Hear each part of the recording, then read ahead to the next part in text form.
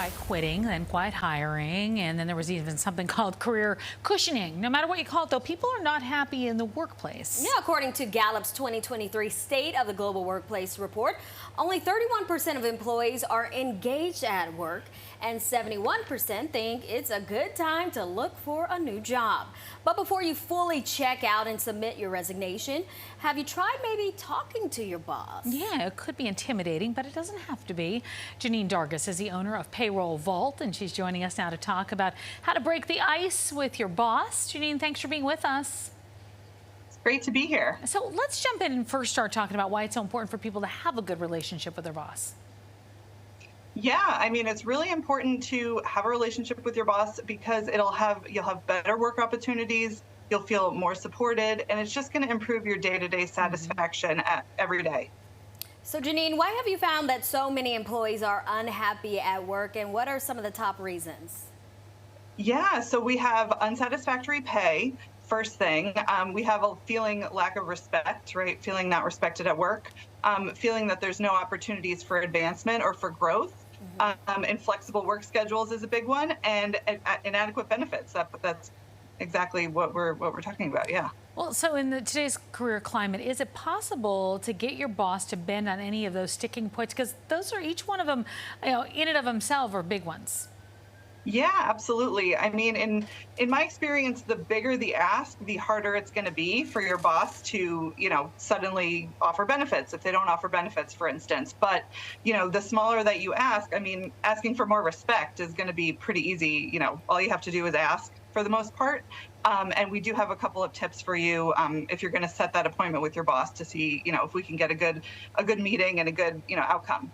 Okay, so let's say that you're ready to have that big conversation. What's the first thing that someone should do? So the first thing is you want to get the facts straight, right? You don't want to go in just guns blazing saying, hey, I'm about to leave, I'm unhappy.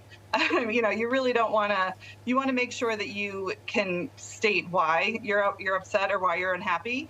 And you really don't want your boss to get caught off guard saying, where did this come from? You really want to make sure that you have some facts to back up whatever you're claiming. So is this the kind of conversation where you grab them in the hallway? I mean, that doesn't seem like a great idea. Shoot them an email. How do you need to do this conversation? Does it need to be more formal than that?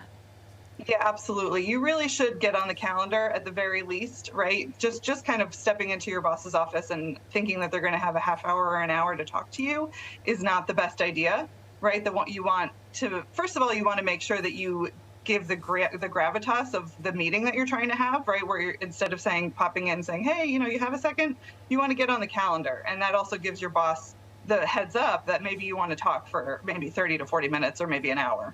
Okay, so when employees are actually preparing what to say, what should they keep in mind?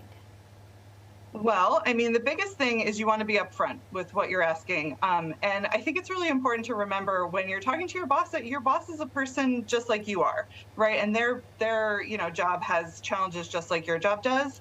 And while you may think that you've made it obvious that you're unhappy, they might have no idea, right? And so really the biggest thing is to say, hey, maybe I've been a little bit unhappy or I've been feeling unsatisfied, and let's start a conversation, right? You're not trying to accuse anybody. You're not trying to come out with guns blazing. That's not going to be helpful to you. The most helpful thing is you want to be direct, but also be tactful. Well, what if things do not go your way? What is your kind of now what? I mean, the biggest thing, first of all, great job that you asked, right? You never get what you want unless you ask for it. And then if you find out that maybe you're not going to get exactly what you're looking for, try to be open to some criticism, right? I mean, maybe ask, hey, what is it that I could be doing better, right? Could I be taking could my role be expanded? Can I focus on something different, right? Maybe what are my strengths? What are my weaknesses? It's a conversation starter, right? You don't want to just say, oh, okay, well, that's it, slam the door, I quit. You really want to be somebody who have a positive attitude. All right. Well, Jeanine, thank you so much for joining us today. Thank you. This is wonderful. Have a great day. You too.